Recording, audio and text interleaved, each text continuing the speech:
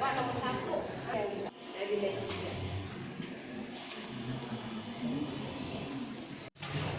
E-nya 8, QR-nya 6, QT 7 cm. Tentukan jarak titik Q ke bidang PRPU.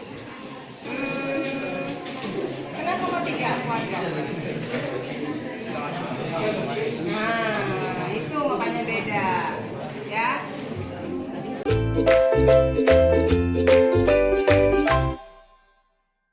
Assalamualaikum warahmatullahi wabarakatuh. Bersama saya Heri Sulistianti dari SMA Negeri 1 Kalirejo. Sahabat rumah belajar, ketika pembelajaran dapat dilakukan di sekolah, semua nampak baik-baik saja. Kita memberlakukan status stay at home, segalanya berubah total. Tapi satu hal yang tidak boleh berubah, yaitu bahwa guru dan siswa harus tetap belajar. Sebagai seorang guru, dia harus menguasai berbagai model dan metode pembelajaran guna memfasilitasi pembelajaran siswa, sehingga siswa mengalami proses pembelajaran yang bermakna, terutama pada masa-masa seperti sekarang. Dalam masa pandemi COVID-19, pembelajaran yang saya lakukan adalah pembelajaran daring. Tentu hal ini membutuhkan tersedianya jaringan internet dan beberapa aplikasi pendukung lainnya. Model pembelajaran yang saya gunakan adalah pembelajaran inquiry terbimbing.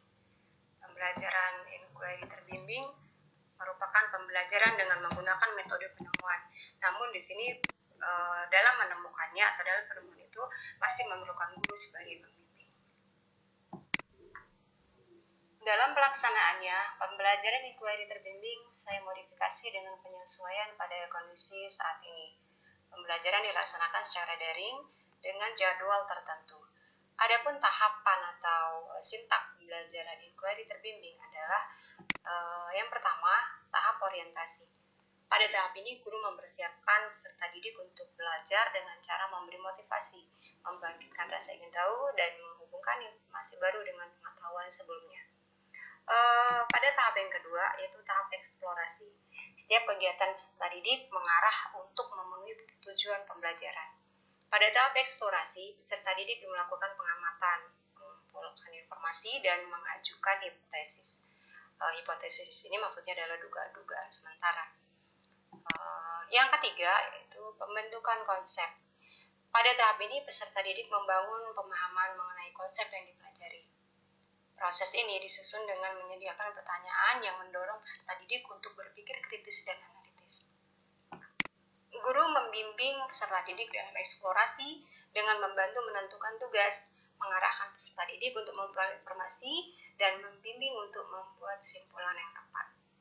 Pada tahap yang keempat, yaitu tahap aplikasi. Tahap ini merupakan kelanjutan dari tahap pembentukan konsep.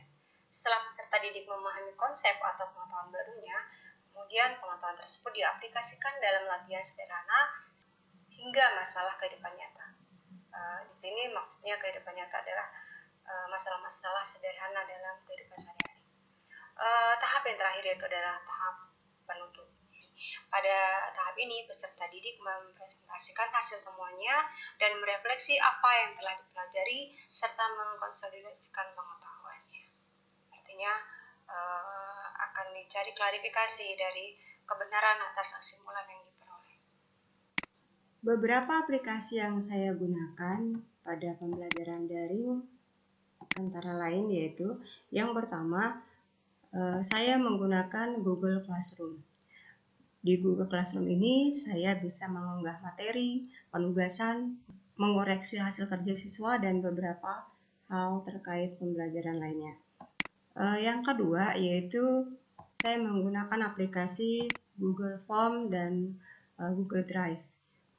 Kita bisa melihat ringkasan hasil dari Google Form berupa grafik, kemudian bisa juga dalam bentuk data, Excel, dan bisa juga melihat efektivitas distraktor soal yang kita buat. Kemudian yang ketiga yaitu aplikasi Quizzes. Ya, saya menggunakan Quizzes. Yang menurut saya Quizzes adalah aplikasi yang sangat baik untuk memberikan sensasi berbeda dalam pembelajaran. Tampilan editor pada Quizzes tampak seperti ini. Tampilan pada layar HP seperti ini. Saya membuatnya dalam 5 opsi karena di SMA. Kemudian yang ketiga adalah kode join. Jadi kalau kita setting quizzes untuk game, maka akan ada kode joinnya. Dari quizzes juga kita bisa peroleh ringkasan permainan yang berupa ketepatan kelas, kemudian pertanyaan paling sulit, pertanyaan paling panjang, fakta menarik, dan sebagainya. Juga bisa kita peroleh data quizzes dalam bentuk Excel. Di sini lengkap jawaban siswa ada terekam dengan sempurna, dan kita hanya tinggal mengunduh dan mengolah hasil yang ada untuk kita laporkan kepada wali murid. Demikian sekelumit pengalaman belajar yang saya lakukan bersama siswa-siswa saya. Stay at home, work from home, tetap semangat dan terus berkarya. Belajar di mana saja, kapan saja, dan dengan siapa saja. Bye-bye.